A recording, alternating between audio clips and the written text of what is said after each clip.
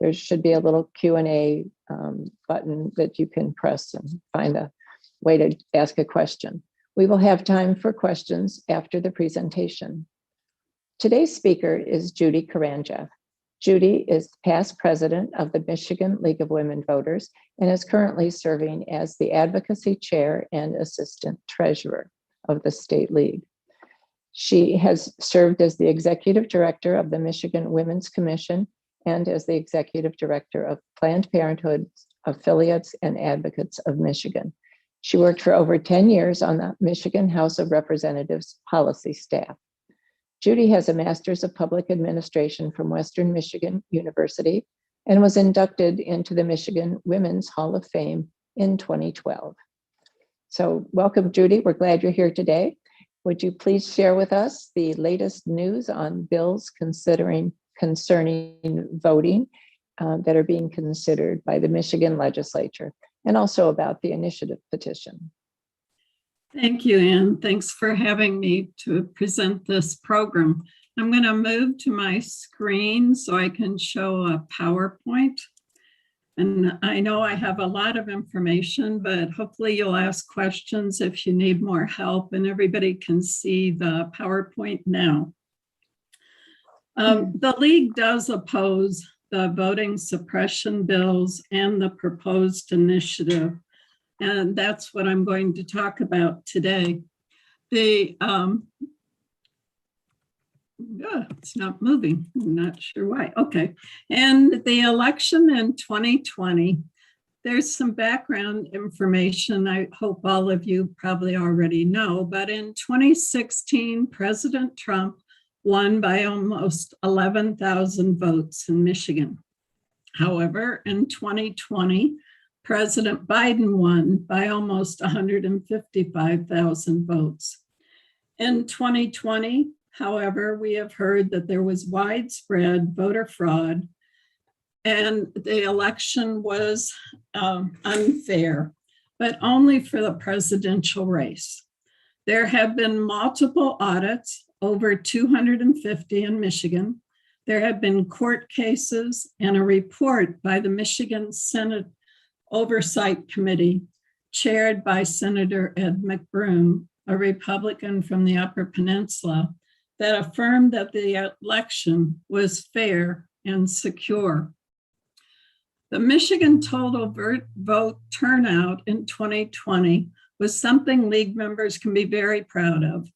It was higher than in 2016 by more than 652,000 voters. 5.5 million people voted. That was 71% of all eligible voters. And you can see the top 10 cities. Of course, we'd like to get 100% of the people voting.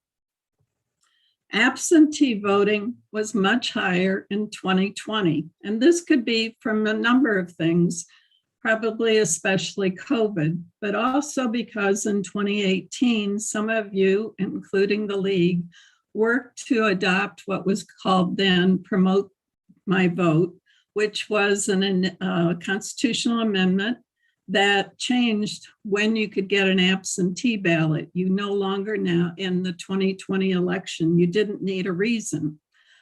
But as you can see, almost 2/3 of the votes that were cast were absentee ballots. We're not going to know probably till 2024 if that was just a blip or if that's what Michigan voters will continue to do. So what's happening with the Michigan legislature and the governor in response to the 2020 election? There have been over 100 bills introduced in the Michigan House. They've been introduced since the beginning of the session in January. There's all sorts of bills, as you can imagine, with 100 of them. Only a few have made any progress. The House Elections Committee is meeting right now on some House bills and Senate bills. And in the Senate, you probably saw the publicity that on March 24th, the Senate announced a package of bills, 39 of them, to improve the elections in Michigan. And they've also got about another 60 bills that have been introduced and are related to the election law in the Senate. They make it harder to vote. They make it harder to administer elections. They increase the power of partisan challengers to intimidate and eliminate nonpartisan workers. And they make it harder to certify the election results, in our opinion. You can see this isn't just happening in Michigan. 19 states have passed 33 laws already this year, according to the Brennan Center. And you can see where they're located. They're all over the United States. The process in Michigan, just to remind you, is that bills are assigned to a committee, and then I'm going to highlight the 39 bills. They were assigned to the Senate Elections Committee. After the Senate Elections Committee reports them out or votes them out, they go to the Senate floor, where all 38 members have to vote. Once it passes the Senate, it goes to the House Elections and Ethics Committee. Again, the same process. The committee votes them out, and then it goes to a House floor vote.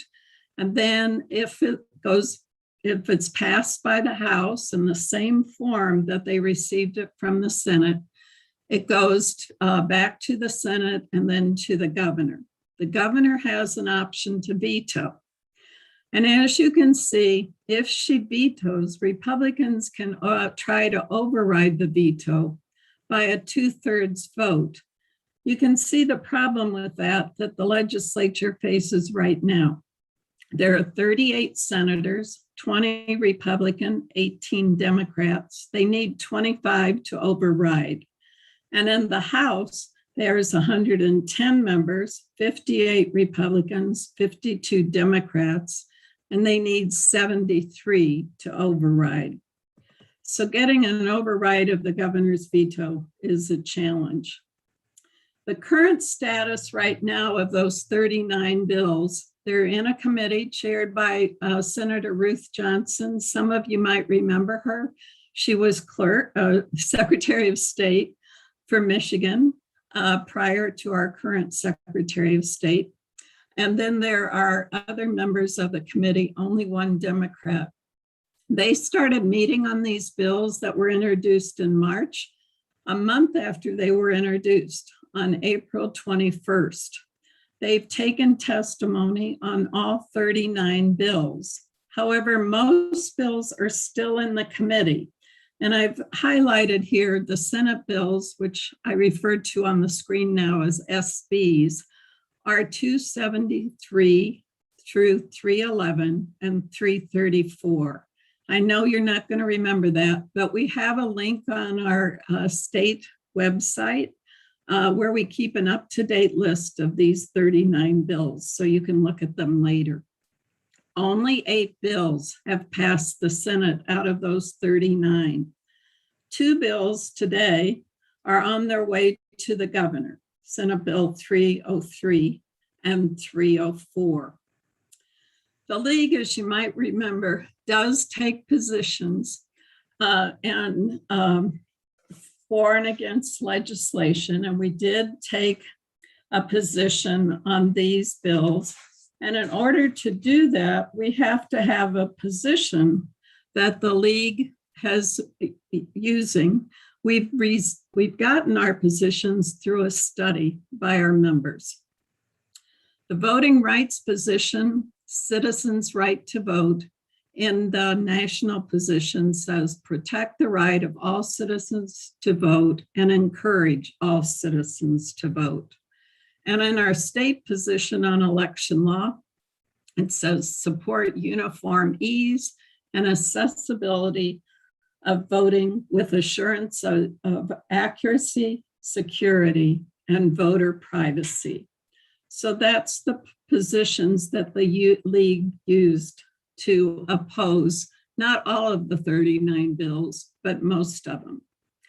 So the governor's already gotten some bills, 6 to date, and she's vetoed all of them. And 2 of them were in the package of the 39. In her message back to the legislature, her message said that these bills perpetuated the big lie and weren't needed. So right now, the league is at, and you may have received over the weekend an action alert. We're urging the governor to veto Senate Bill 303 and 304. These bills are have been substituted throughout the process. And the way they are right now is Senate Bill 303 requires new identifying information to register to vote and to obtain an absentee ballot. It eliminates the use of an affidavit at the polling place. It eliminates the Secretary of State or clerks from providing absentee ballots without an application. And then in Senate Bill 4, it specifies requirements for submitting a provisional ballot if you didn't have the correct identification, and for verifying your identity with the clerk within 6 days so that your ballot can be counted. Again, the league opposes these and the bills are on the way to the governor. And our action alert was to urge you to send a message to the governor to veto these bills. So what you can do is contact the governor to veto the voter suppression bills. It might have gone to your spam, but it came from LWVMI. And then to stay informed about what's happening, as I noted to you earlier, the list of bills is on the state website, lwvmi.org. And then you could also help educate people, friends of yours or the public, that the election for 2020 was safe, secure, and that there's a great fact check available on the Secretary of State's website. If you just type in and Google fact check Secretary of State of Michigan, you'll go right to the web page. That's helpful if you get into a debate and you need more answers.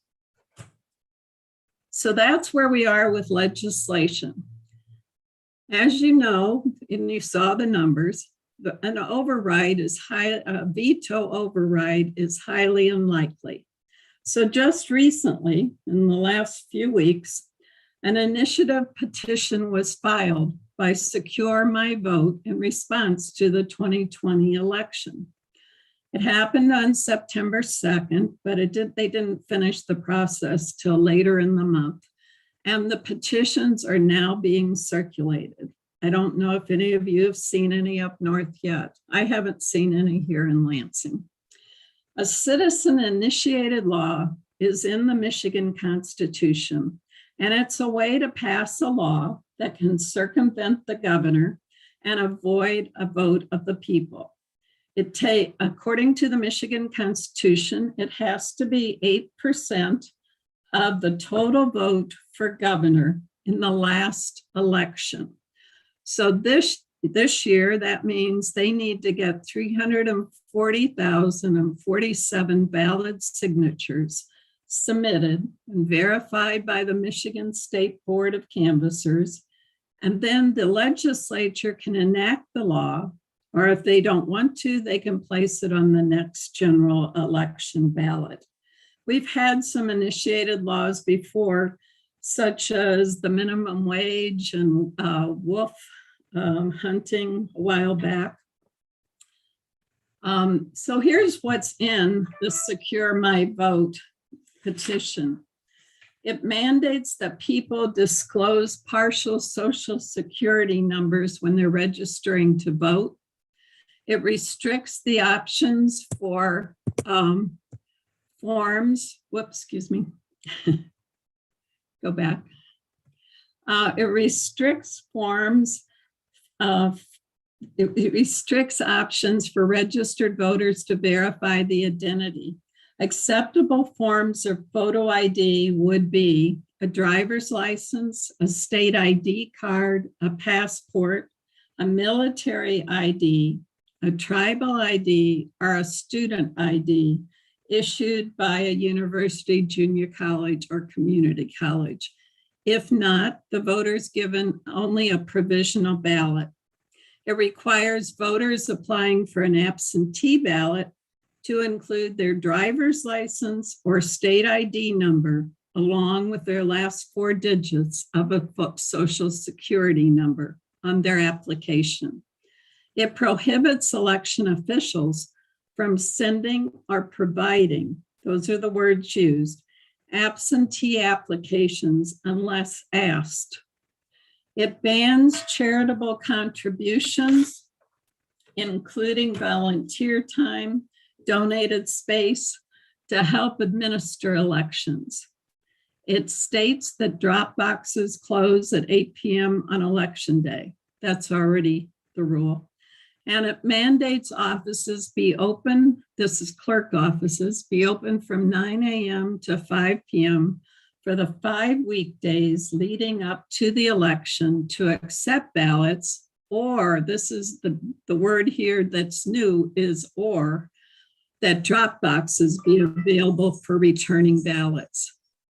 It also establishes a voter access fund and allocates $3 million for 1 year to provide free photo identification for those who declare need. And it allows the legislature to adopt the legislation without the vote of the people, and it blocks a people's referendum vote after the adoption. The reason that's true is because of putting an allocation in the bill of $3 million. So what does this adoption of the ballot initiative mean to you? Because I think it's really likely that this could happen. It takes away election day voting options. It eliminates the affidavit if you don't meet the ID requirements. And it adds a provisional ballot where you have to go to the clerk within 6 days from the election to prove your identity in order for your vote to count. Just a little bit about the current law. Michigan already has a voter ID law. We've had it since 1996. It's not new. Every Michigan voter must present a picture identification at the polls, but there are about 11,400 people in 2020, 0.2%, who actually signed an affidavit attesting that he or she was not in possession of a picture identification. If you do not have a photo ID, you can still cast a ballot by signing that affidavit, and your vote's counted that day. Remember, your name is also has to be in the qualified voter file, so they know you're a registered voter. The proposal implies there is no voter ID law. That's not true. It eliminates the affidavit and it adds provisional ballot. It adds more identifying information to register to vote and to get an absentee ballot. And I just put in a copy of the affidavit because with only 11,000 people using them, you may never have seen one. But you can see what it says. This is a legal document that you are using that day at the polling place, that you have not got your driver's license or your state ID. You sign your name, and you can see the penalty is pretty major. It's perjury, punishable up to $1,000 and imprisonment for up to 5 years, or both. So there are consequences to falsely filling out the information on an affidavit now, but this is eliminated under this initiative. It also guts funding for election administration. It bans funds coming from nonprofits. Currently in the last election, and maybe this was unusual because of COVID, but over 465 Michigan cities, townships, and counties applied and received COVID-19 response grants from the Center for Tech and Civic Life, and they were distributed here in Michigan. According to the records, Grand Traverse County received money, but we don't know the amount. That wasn't in the information disclosed. This would ban that from happening in the future. It requires money to be allocated by the legislature. And what happened in the last election, as you might remember, there was stimulus money from the federal government of $11 million that came into the state and went directly to the Secretary of State. Jocelyn Benson used it to mail postcards to voters who had not yet applied for an absentee ballot. She also provided matching funds for communities to purchase high-speed ballot tabulators and to reimburse some municipalities for expenses. None of this was allocated by the legislature. Under this proposal, it would have to be in the future. And then it bans volunteer time and no in-kind contributions, such as church space for elections.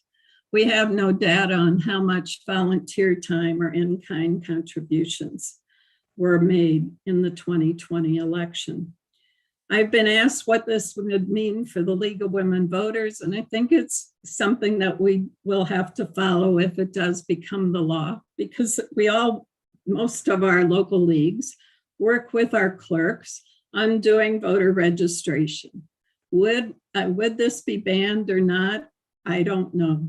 When the clerks testified about a similar bill that was before the committee, they were concerned that this language could also prohibit keeping absentee ballot list for future elections. So there's lots of things we probably won't know until it's litigated.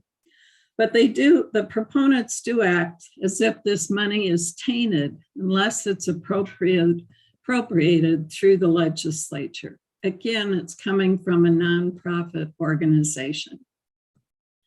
It also makes absentee voting less accessible. It prohibits the Secretary of State and all the local clerks. There's over 1,520 local clerks from sending or providing access to an absentee ballot application. So we can understand that that means they can't mail them out unless they've been asked, but it also could prohibit the website for the clerk or the Secretary of State for providing access. It requires applications to include the last 4 digits of your Social Security number or your state ID or driver's license number. Currently, these applications are available on your Secretary of State's website and your clerk's website. In 2020, it was unusual when Secretary of State Benson mailed an application to all registered voters. And there is no requirement for any identifying numbers. The Grand Traverse County Clerk links to the Secretary of State's application online if you go to their website. You can fill out the form there and print it and email it in, or you can mail it in or deliver it in person. Remember, 3.3 million votes were cast with absentee ballots in 2020. Under this proposal, groups such as the League and political parties would probably have to be responsible for distributing these absentee ballot applications, not clerks, which would make the access more challenging. I just put up here the identification because maybe you haven't filled it out recently, but here's a picture of the identifying information now required on your ballot application. Remember, your name is going to be in the qualified voter files. So there's a way to verify this. You are already registered to vote and you've already been through this process, but you have to give your name, obviously your street address, your city, and now your year of birth. So they're adding to this your Social Security number or your state ID or driver's license number. There are over 10 states and Washington, D.C. that mail a ballot, not an application. They actually mail the ballot to every registered voter based on the registration files.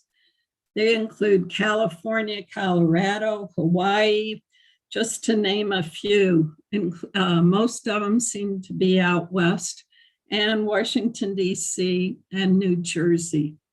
So we're not going in the direction of some of those states. It makes a referendum impossible under this proposal because they put the $3 million in. In the Constitution, it says you can't have a referendum if there's an appropriation. So by putting $3 million in for 1 year for hardship cases, we cannot repeal what they've passed. Currently, there already is a fund that if you do not have a driver's license or an acceptable photo ID, you can get a state ID at your local clerk's office for $10. And they have a provision for certain people to get it for free for that to be waived. So an appropriation wasn't done for altruistic reasons. It was done to prevent the people from overturning this passage of this initiative. Once the petitions are, what happens next is the petitions have to be submitted. They have 180 days to turn in those 300, or they'll probably make it closer to 500 or 600,000. It's not many signatures. They have 180 days, which rolls. So that means whenever they want to start the 180 days to the end, they can turn in their signatures to the State Board of Canvassers. The State Board of Canvassers and the staff have to verify those signatures, and they have to have a minimum of valid signatures. Then the Board of Canvassers approves it at an open meeting, and it's sent to the legislature. The legislature, we don't know what the plan is when they're turning in the signatures, but if they turned it in prior to December 31st this year, then it would take effect next election year, 2022. If they turn it in later, it'll take place the following year. If the legislature decides not to approve the initiative, they have 40 days to do that. It goes to the next general election ballot. We don't know which option the group Secure My Vote intends to do. So there's some good news. The US Congress, in response to the 2020 election, has also been working. The US House of Representatives passed H.R. 1, the For the People Act, which expands voting rights, ends gerrymandering, and limits campaign finance. And they also passed H.R. 4, the John Lewis Voting Rights Advancement Act, to restore the Voting Rights Act that was really originally signed in 1965, but as you all know, has been had some of the sections revoked by the Supreme Court. Both of those have passed. The League of Women Voters supported them. Those are now waiting action in the US Senate. And there's a third bill that's now waiting action in the Senate that you've also probably heard about. Besides the For the People Act and the John Lewis Voting Rights Advancement Act, there's the Freedom to Vote Act. None of them have been voted on tomorrow, but from what I hear, tomorrow or Thursday, the US Senate may be voting on the Freedom to Vote Act. As you all know, there's problems there because of the filibuster and whether or not they'll have a majority, but it's something we can watch.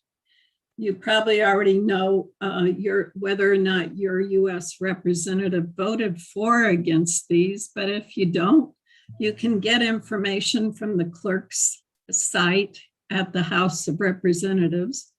And obviously you can contact our two members of the US Senate to urge them to pass one of these three bills. And, we all know them as Senator Gary Peters and Debbie Stabenow. So there are a lot of resources. We have a list of bills on our website that I mentioned earlier. You can look up minutes and testimony at the Senate Elections Committee or the House Elections Committee. I've attended most of these meetings, all but one virtually, but on the websites, you can see the testimony. To me, that's been the best has been from the clerks. They have two associations, the county clerks and the municipal and township clerks, but they've given good testimony on how some of these provisions would work. And as you can see, what's in Senate Bill 303 and 304 is what's in the initiative. And you can look up bills and see an analysis on your own at the legislative website. And there's a really good booklet that you probably have distributed up there in your league called Know Your Voting Rights. It's available now on the website at michiganvoting.org. And if you want to see the language for the petition, Secure My Vote, it's available at the Board of State Canvassers website, which is you can easily Google, and it's right there on the first page. So now it's time for questions. Wow, Judy, you've really given us a lot to think about there and to absorb. I'm sure that we've learned, all of us have learned a little bit, if not a lot, and that we can take it from there in terms of what we want to do going forward. We do have several questions. And first of all, I'd like to start by asking you to review a little bit about Proposal 3, what that was and how this year's initiatives, the initiative and the bills relate to that. Okay, Proposal 3 was called Promote My Vote. We had a large coalition that worked to get this passed statewide. It passed overwhelmingly. As I remember, 82 of 83 counties passed it in the 2018 election. It amended the Michigan Constitution to add new voting rights, so they cannot be changed by the laws or the initiative because neither of those are amending the Michigan Constitution. The voters would have to vote again to undo any of the changes we made at the time the Promote the Vote proposal was adopted. But some highlights were no reason absentee, to make sure, some of you might remember you had to be sick or out of town, you had to fill out a form. That's no longer required. It put in the military ballots being mailed a certain number of days ahead. I believe it was 45. What else was in there? I'm blanking right now, but I could definitely put a link in later. It was, again, putting in the Constitution some of the reforms that we thought we needed to have back in 2018 and putting them in the Constitution for the very reason that we're watching this initiative and these bills, so they can't be changed. So those rights are pretty solid, but it sounds like some of these proposals are nipping around the edges. Like we still have no reason absentee, but you just can't get it quite as easily because you can't get the ballot application or the ballot itself, or the rules are what are being looked at right here. Okay, and really, there's a website too called Promote the Vote that's up and running, and you can see the wording there from Proposal 3. But like you said, they are making changes around the edges. Okay. Now, one of the things that we have heard about the proposals here is that future ballots will have to have the entire language of a ballot proposal on the ballot. Is that something you could talk about? Yeah, that was in one of the bills, in the 39 bills. It's not in the initiative. So and that bill on requiring the language to be printed, as you can imagine, that would have made the ballots extremely cumbersome, because you have local ballot issues as well as state that would all have to be printed in their entirety. That bill has not come out of the Senate committee. Okay, that's still in committee. Not likely to come out, perhaps, because clerk I really don't know. They're still meeting on them. Okay, here's a question. How does the League of Women Voters of Michigan position reconcile with the urgent need to protect the certification process and the authority of the Secretary of State?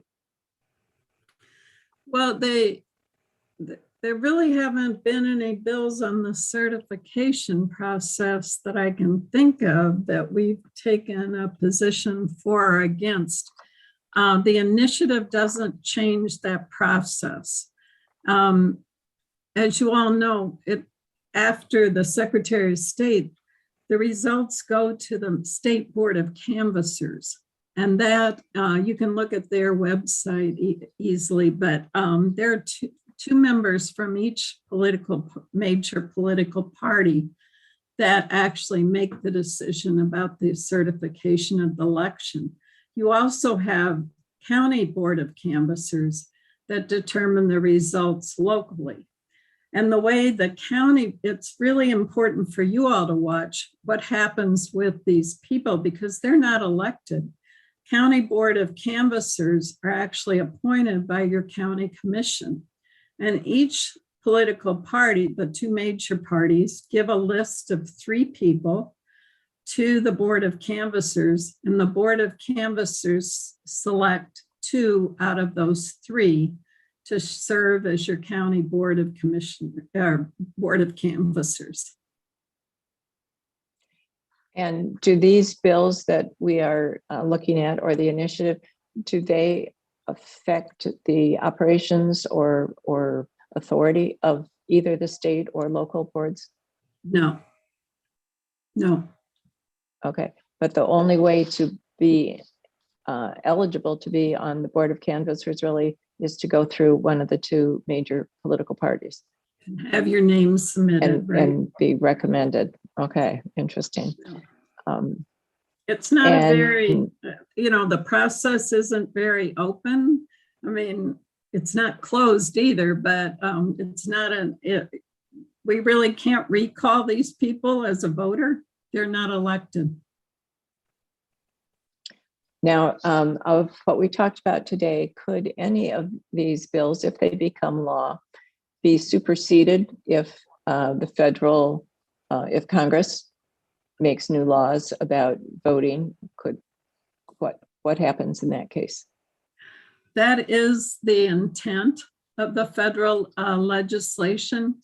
Of course, there would be court cases. Once the initiative is adopted in Michigan, there would be court cases filed.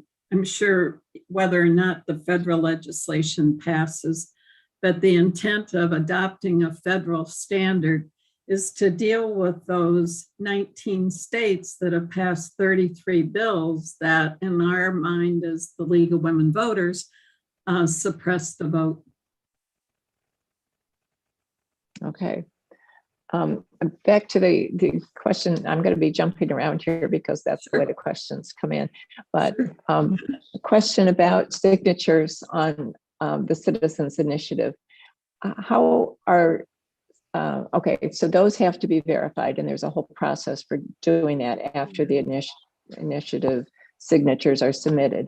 But how are signatures verified on actual ballots, like when people sign their names?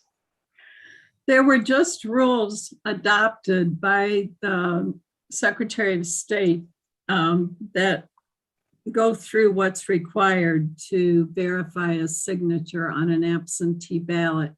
as you might remember, on an envelope, when you mail it back, on the back, you have to sign your name.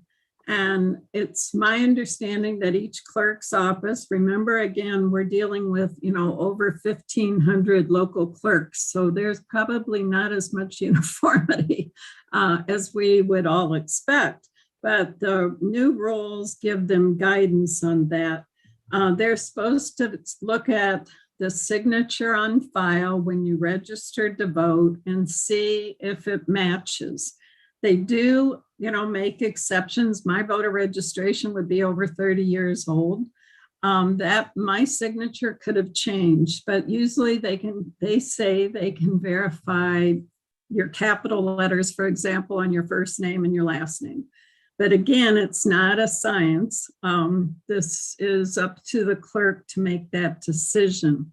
There is a provision on that absentee ballot form that we use now that's why you put your phone number, that if there is a problem, they're supposed to call you. So hopefully I don't know if that happens with all the clerks, but hopefully that does. If they deny it, there's a way Okay, thank you. Back to the Board of Canvassers. How long is your term if you are on the Board of Canvassers, and can you be reappointed? Well, I think it's 4 years at the state, but and I'm pretty sure they can be reappointed. I do not know about county commissioners. I'm going to assume 2 years, but I think that's something we could look into, and I'm writing a note on how long their term is. Okay, thank you.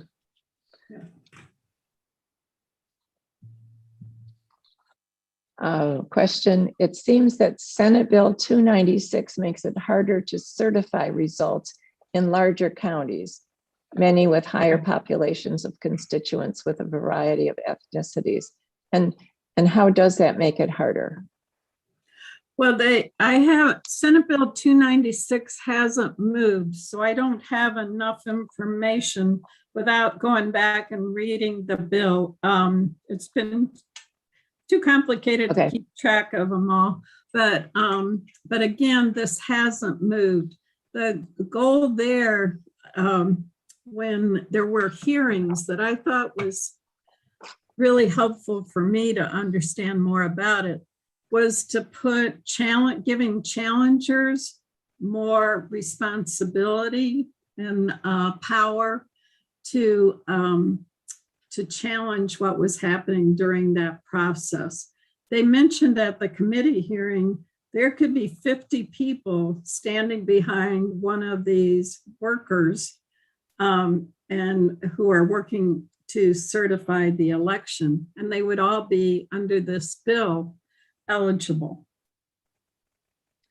Okay, now could you explain the difference between a poll worker and a poll challenger, and which of these is paid or volunteer, or where do they come from? What are their jobs? Poll challengers are completely different than a poll worker. If you're a poll worker, you've gone through some training, you're probably being, again, we're talking about 1,500 clerks and how they deal with this locally, but you're probably paid here in East Lansing. I've served as a poll worker. You're given some training. You're actually paid a per diem for the day. You work the whole, from the time before the polls open till after they close and the ballots are submitted. Poll challengers are people that can come to the election place and observe. Right now, the requirements are that you have to be a certain number of feet away and that you can't interfere with the election, for example. But some of these bills would change that. There was one that was going to allow a 2-to-1 ratio, so that there could be more from one party than another. Usually they're equal if people want to attend. But again, this is different in each polling place. And so can I be a challenger, or do I have to go through a process to get approved to be a challenger? I don't think Or- there's any process. I haven't heard that discussed. I don't know if anybody knows differently, but I think that would be an interesting educational piece for the league, just to write those different positions up and the qualifications. It's a good question, but I think that would vary. I think I don't know that there's any process that I can think of in East Lansing, for example, where I live, that you go through to be a challenger. Okay, thank you. And another question about volunteers, and you mentioned that in-kind contributions would not be allowed under one of these proposals. And it seems to me that in some parts of Michigan, churches and other private public spaces are used and have been used as precincts for decades. This would be very disruptive, it seems to me. Is that something that the clerks have pushed back on quite a bit? Well, this did not come up in a committee meeting, where they in the same language that is in the initiative. But the initiative definitely bans the in-kind contribution of space, which would definitely impact churches or schools, where a lot of our polling places are. I don't know how the clerks would deal with that. There was an earlier bill that was one of the bills vetoed by the governor that was going to expand the number of polling places.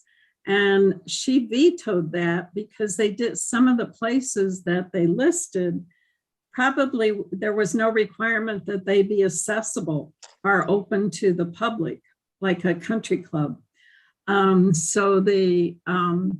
She vetoed that bill. So it does have a big impact on where elections are held. Yeah, it sounds like, okay, we have a comment here. It's not a question, but it's more, I think, a clarification. And Sure. this is from a state league board member. She says, poll challengers need to be credentialed, and there is training now. The League of Women Voters of Michigan Voter Services Committee is participating in this process, and it will be covered at the next Voter Services Zoom meeting at the state level. So That's thank great. you for that information Yeah, about thank you. poll challengers. Right. Okay. Now, this is a long one, and I haven't seen it before, so I hope I can get through it. State law requires a member of each party and an independent poll employee at AVCBs. Do we know what an AVCB is? To process each and every absentee ballot. That did not occur at the TCF Center. I think that's referring to TCF in Right. Detroit in 2020. And we know this because the three people running the AVCBs there said they could not tell the Board of Canvassers how many Republicans were working there. Does the League of Women Voters oppose legislation requiring this mix of poll employees? And if so, why? So I think this is talking about balancing partisan participants overseeing or observing the ballot counting.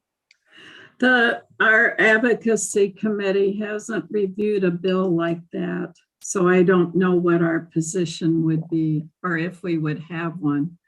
The way the advocacy committee works is we review bills that have been introduced and see if there's a position in the League of Women Voters dealing with criminal justice and women's rights, et cetera.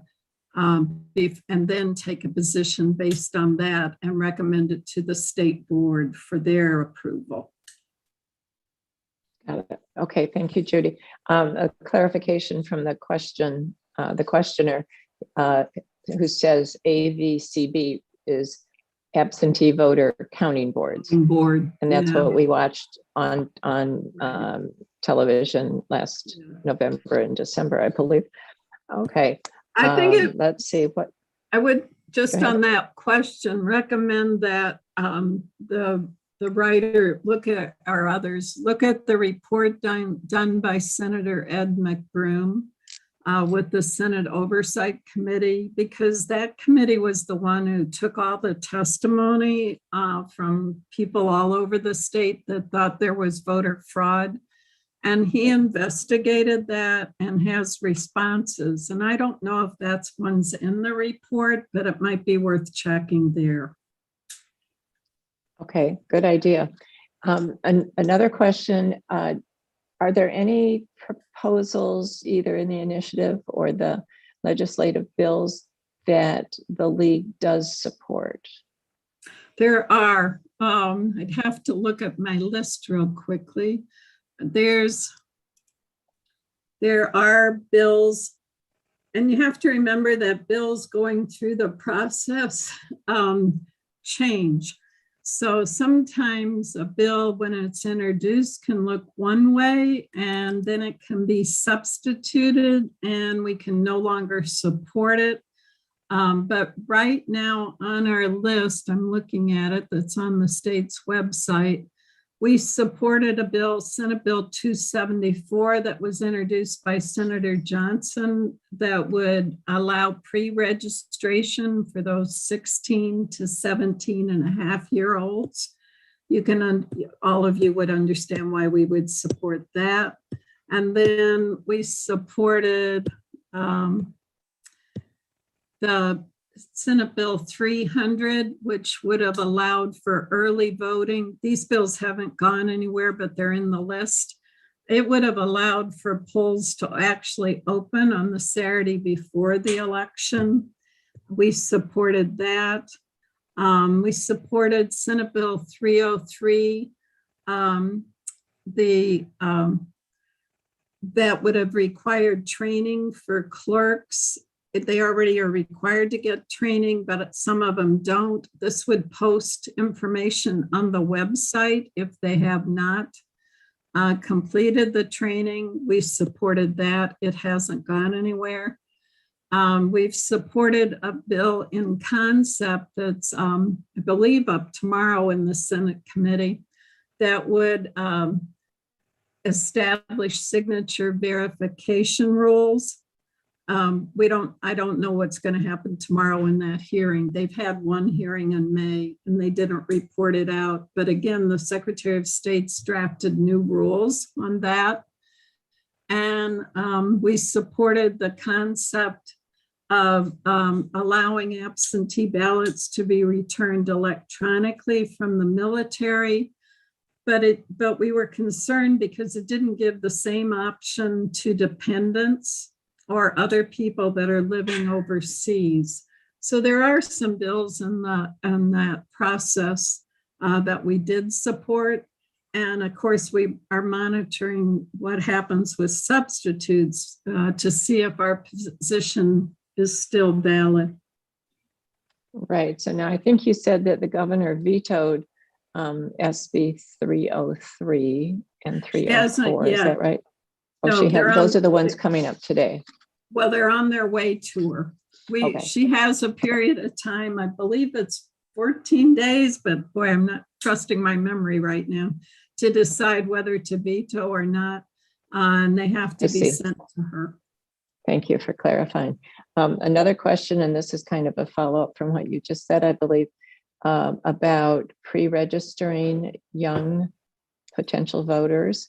Right. Did you say that the League supports 16 and 17-year-olds voting in our elections? Not voting, pre-registering.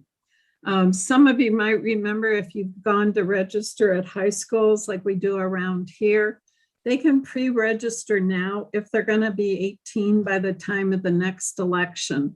This is just giving a longer period for that pre-registration. They definitely cannot vote until they are 18. Okay, thank you for clarifying that.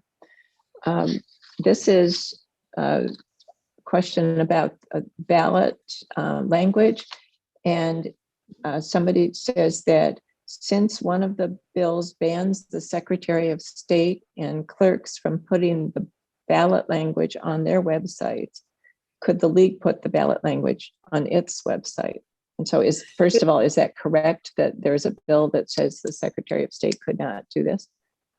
It's not the ballot language, it's the absentee ballot application. Okay. And that's in the initiative and that's in a bill. And I do think, I mean, again, I'm not a lawyer, and this would probably be litigated, probably even by the Secretary of State and the Clerks Association, but it does seem to ban them from putting it on their website, and we could. Some of you might have already, in previous elections, gotten a mailing from one of the political parties. I know my husband and I have here, sending an absentee ballot application to you for whatever reason. And this would still allow that to happen. The way this is written, I don't think a clerk could even put them out on their desk, on the table when you go into their office. So the league could definitely have them available and make them available at libraries and things like we do so well with our voter guides. Okay, so you're saying that actually getting a hold of an application through the clerk or the Secretary of State would be restricted, but not have to necessarily request others. Right. Somehow Okay. it wouldn't be, it won't be readily available from them, but obviously they're going to process it once they receive it. And yes. And would you, I mean, I'm not asking a memory trick here, but would you say that the application has been available on the website of the Secretary of State for quite a while, or is that a fairly recent development that we've been able to do that? I guess I'm not for sure, but I think it's been there for quite a while. And that, our local clerks have used that means of distributing also. Right. Okay. It could definitely, that'd be a good question for your local clerks. But this, because of the way the language is written in that proposal, it definitely opens up the possibility they'd no longer be able to do that. Okay. Another question. How does the Secretary of State determine who should get an application for absentee ballot? How does the clerk verify the application is from an actual registered voter? I think you have to go back to that form. Remember, it had your name, your address, your telephone number, and your birth year on that form. So they have identifying information about you, and you've already registered to vote in person at some point where you had to show a voter ID and you were added of some type to the qualified voter file. So if you're not on the qualified voter file, you're not going to get an absentee ballot mailed to you, even if you filled out the form, because you aren't registered to vote. There was actually a bill that was substituted later, but the bill was requiring the qualified voter file to contain your signature. And then the poll worker, when you're going through the line there at your polling place, would have to look at the signature on that little form you fill out to go through, begin the process, would verify your signature would match that signature on the qualified voter file. The clerks brought up many good arguments on why they opposed that, because they did not want to put poll workers who are there 2 days, maybe 1 day in an election year. They did not want them to be put in the position of verifying a signature and turning away a voter. But you have to remember that we are registered to vote, and the state has a list. You can verify your voter registration today online right now to make sure you're a registered voter. So nobody who's not registered can apply for an absentee ballot and get it. Okay, thank you. Question again about the actual voting process, and this not signatures, but IDs. Do you have any thought on what might be done to help the 11,000 people without an ID get an ID? And I would say perhaps, well, I'll let you answer to that. I won't say anything. I don't know. I wish I could see it right now. Some of you might remember if you were at the National State League Convention. I guess now it would be 4 years ago. And there was a speaker who had written a book on the right to vote. And he pointed out that we all think it's easy to get an ID and to verify your identity. And he pointed out how costly it was for like an immigrant to just get the papers they need to verify to get through this process. And it could cost, as I remember in his book, it could cost up to $400. It's not always the fee that you're paying the Secretary of State to get the ID. It may be the fees that you're paying to get the materials to get through the process. And those could be some of the problems with that 11,000.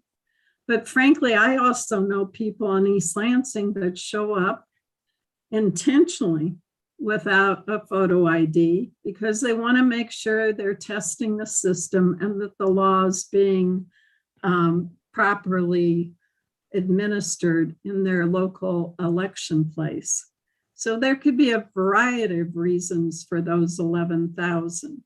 But hopefully, if it's not just a matter of the $10 fee that we have currently to get a state ID, there could be multiple reasons. Right, and to emphasize, those people who are showing up without an ID are voting legally because they are attesting to the fact that they do not have an ID in their possession, meaning on their person, right? Right. And as you saw, it's a penalty with, it's perjury. Right. There, you could go to jail, you're fined, both. Yes. Right. So they are being legal. They're not testing the system and risking prison. No. They're legally voting. Right. How would people that are housebound be able to get their absentee ballots?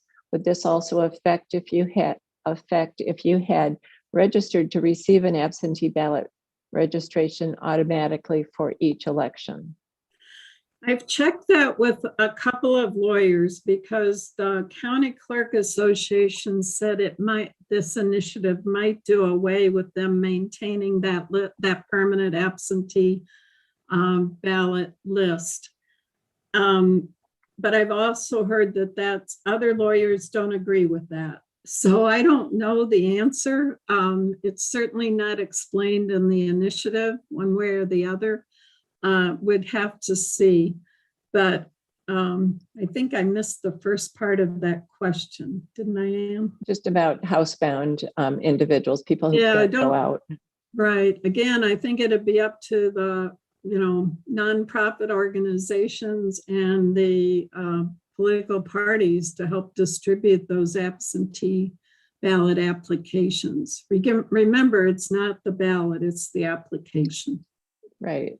And in the old days, you'd have to write a letter to the Secretary of State and put it in the mail, asking for an application. Yeah.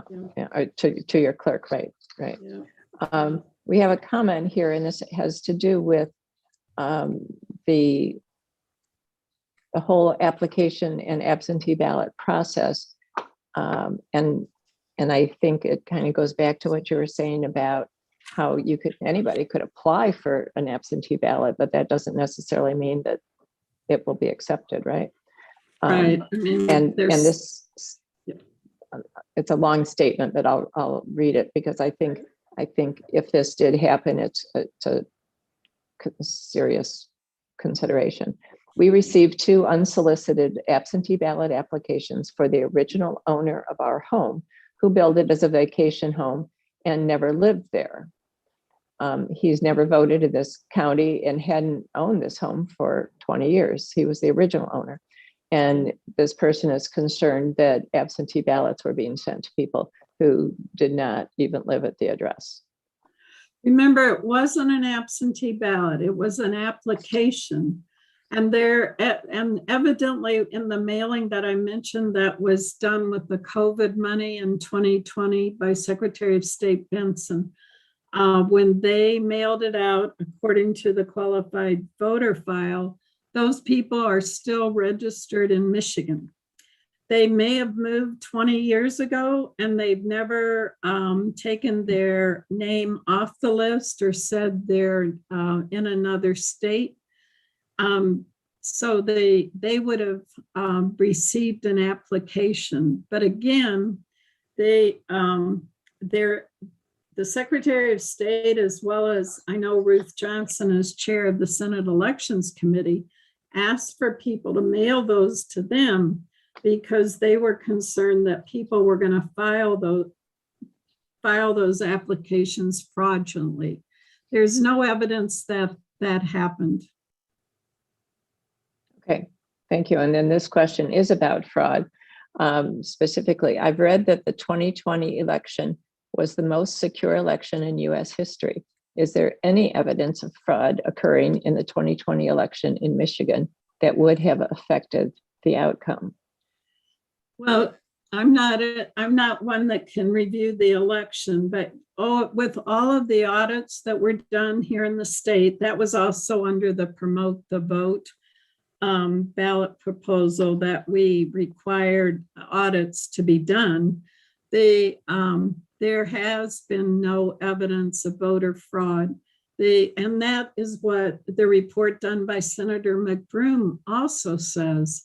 So we are definitely hearing anecdotal evidence of, that there were wrongdoings, but they have not been upheld by any of the courts or the audits or the review by the Senate Oversight Committee. Right. Now, are recounts typical in presidential elections? Do you know?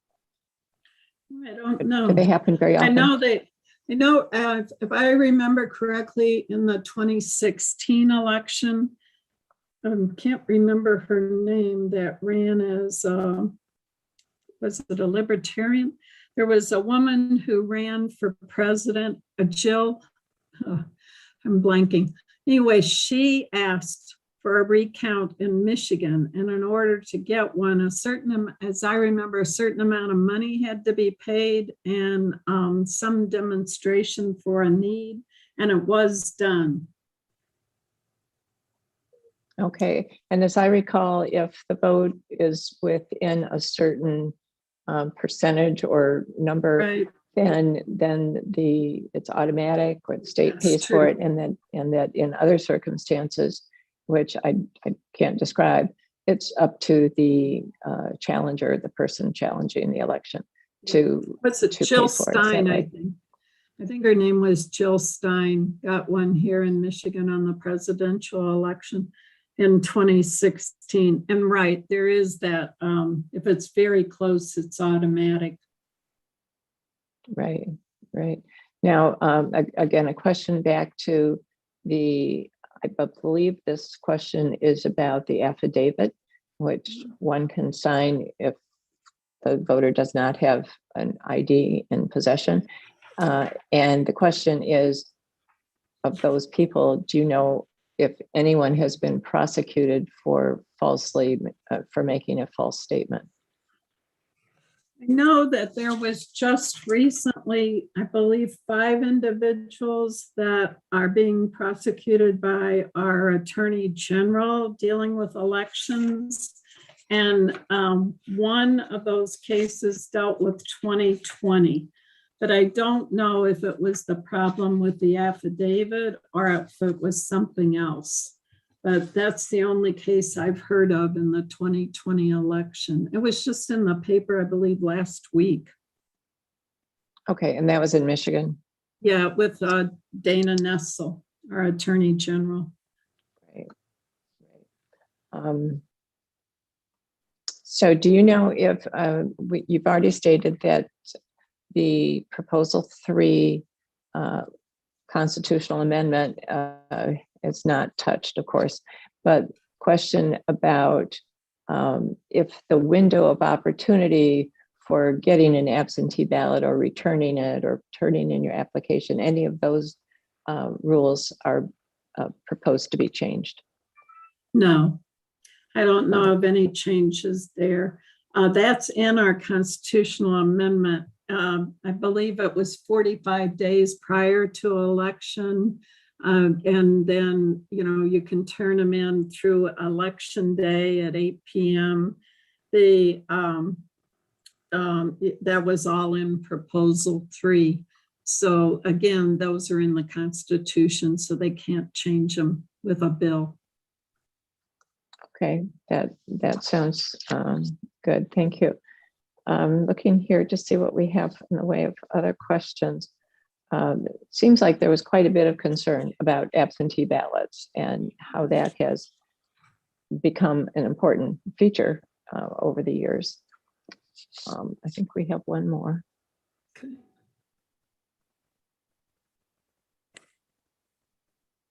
No, we've got that one. Let's see.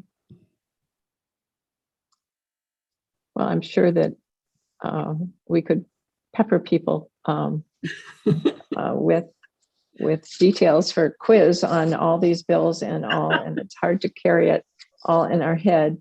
And as you say, I think it's important to realize that, as you say, the bills do change from the time they're introduced until the time they might actually come to the full House or Senate for a vote. So people ought to follow these and see what's happening. Again, we'll keep that on the state's website, and you can also see that at the legislature's website. And of course, you could email any of us. You're welcome to ask questions. Right. Well, Judy, thank you so much for all this wonderful information. And I know that you have to stay on your toes for keeping everything up to date as things are really happening, and even as we speak, perhaps, as things move ahead. Appreciate you being here, and certainly appreciate the audience for tuning in. And for those of you who have submitted questions, we really appreciate those as well. Matt Kern, who is with Traverse Area Community Media, has provided our technical support, which is always very important. So thank you, Matt. Now, to find out more about the League of Women Voters or to join locally in the Grand Traverse area, you can check out our website at lwvgta.org. If you are watching from another part of the state, you can go to the state website, lwvmi.org, and find out where you can find a local league near you. I'd like to announce our November program, when we will be pleased to welcome Jerry Cannon, Major General, retired U.S. Army, who will speak on Finding Peace After War, How Warriors Transition. This program will be virtual, like the one today, and will be aired from noon to 1:30 p.m. on November 16th. Thanks again for being with us. Tell your friends that they can see this program on the League website or on that's League of Women Voters the Grand Traverse Area Facebook page, or the Traverse Area Community Media Facebook page, or on Spectrum Cable Channel 189 in Northwest Lower Michigan. So thanks for being with us today.